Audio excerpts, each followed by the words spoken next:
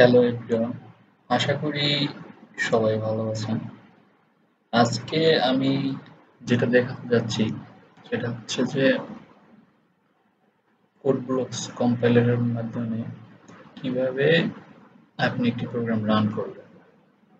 এখন আপনার ডেস্কটপে যদি কোডব্লকস ইনস্টল করা না থাকে সেক্ষেত্রে আপনি আমার অ্যানাদার একটি ভিডিও দেয়া আছে ইউটিউব চ্যানেলে, সেখানে দেখে নিতে পারেন যে কিভাবে আপনি অনলাইন থেকে কোডব্লকস ডাউনলোড করবেন এবং সেটি সেট আপ করবেন কম্পিউটারে। তো আমার এখানে ডাউনলোড করা এবং সেট আপ করাই আছে। আমি এটি ওপেন করব এবং এটির মাধ্যমে একটি সি প্রোগ্রামিং রানিং করে দেখাবো, মানে রান করে দেখাবো যে আসলে কিভাবে রান করতে হয়।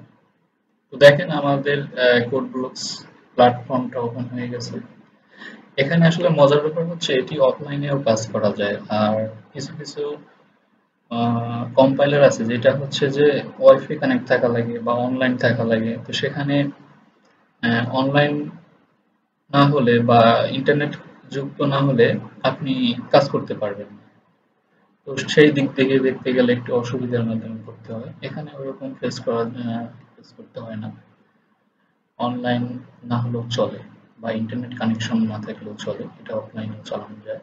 তো সেক্ষেত্রে আমরা শুরু করি যে কিভাবে কম্পাইলারটি এই প্রোগ্রাম রান করবে। তো সেক্ষেত্রে আমরা ফাইলে ক্লিক করব এবং নিউ ফাইল নেব। নিউ ফাইলের পর এমটি ফাইল সিলেক্ট করব। এখানে আমাদের সি প্রোগ্রামিং এর প্রথমে হচ্ছে যে হেডার ফাইল লিখতে হয় ইনক্লুড।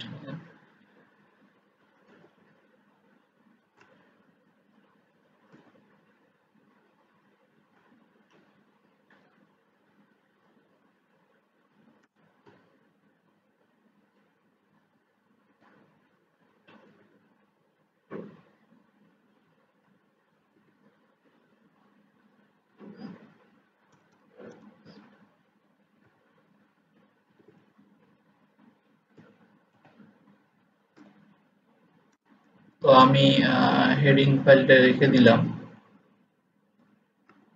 এখন একটি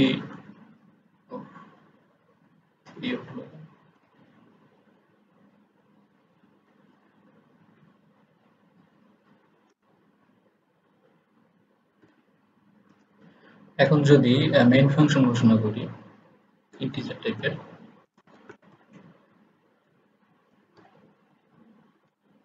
তো সেই ক্ষেত্রে আমাদের কি হবে যে মানে এটা সেভ করে দিব।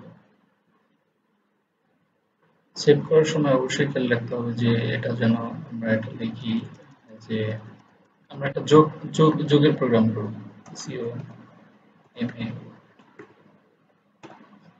ডট সি এক্সটেনশন নামে সেভ করতে হবে। এটা আমরা সেভ করব ডেস্কটপের ভিতরে। ডেস্কটপের ভিতরে সেভ করলাম। আচ্ছা, ফাইলটি সেভ হলে অবশ্যই দেখতে পারবেন যে এটা অন্য একটি কালার করছে আর কি। তাহলে বুঝতে পারবেন যে ফাইলটা সঠিকভাবে ফরম্যাট ঠিক আছে। তো এখন আমরা সরাসরি প্রোগ্রামে চলে যাই। এখানে যদি আমরা দুইটা ইন্টিজার ভ্যালু ডিক্লেয়ার করি, ইন্টিজার যেখানে এর মান দিলাম 10 এবং বি এর মান দিলাম 20।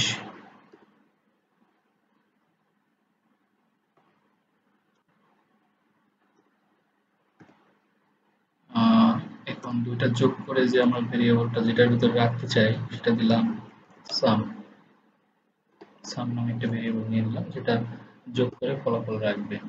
এখন আমরা সামের ভিতরে দুইটা যোগ করে দিলাম, হচ্ছে এ প্লাস বি। তো প্লাস বি যোগ করে দিলাম এবং এটা প্রিন্ট করে দিলাম, যেমন সামের ভিতরে যে মানটা আসবে প্রিন্টএফ সেটি আমরা সিএলস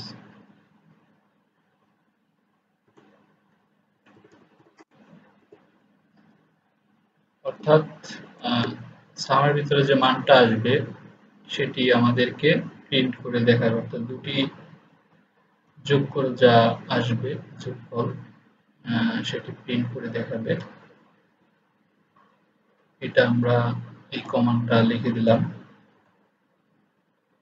সাম এবং সেমিকোলন দিয়ে শেষ করে দিলাম। অর্থাৎ এই লাইনটার কাজ হচ্ছে যে মানে সামেশনের মানটা, অর্থাৎ আমরা যে এখানে একটি কমান্ড লিখলাম যে সাম ইকুয়াল এ প্লাস বি, অর্থাৎ এ আর বি এর মান আমরা আলাদাভাবে দিয়ে দিছি এবং সেটি যোগ করবে এবং এখানে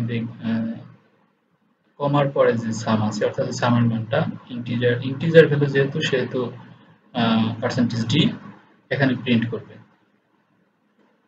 তারপরে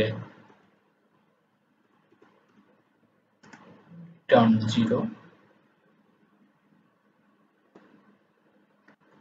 আমাদের মূলত প্রোগ্রামটা মোটামুটি শেষ হয়েছে।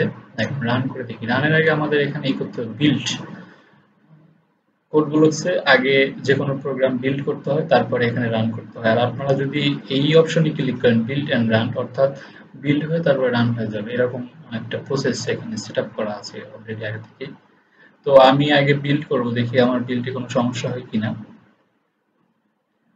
হ্যাঁ, এখানে একটা সমস্যা ধরছে যে বিল্ডে বলছে এখানে প্রথম লাইনে একটা ভুল আছে, ইনক্লুড এখানে এলটা মিস হয়ে গেছে, ইনক্লুড হবে। তো আমি হচ্ছে যে এটি ফিক্স করে দিই, ইনক্লুড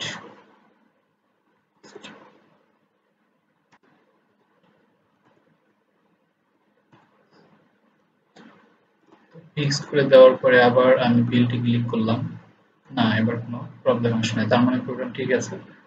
এরপরে আমি রানে ক্লিক করলাম, তার মানে সামেশন ইজ কত আসছে এখানে, সামেশন ইজ 30, তার মানে 10 আর 20 যোগ করলে 30 আসে, তাহলে কি প্রোগ্রামটা ঠিক আছে। তো আসলে এভাবেই রান করে কোডব্লকসের মাধ্যমে একটি প্রোগ্রাম।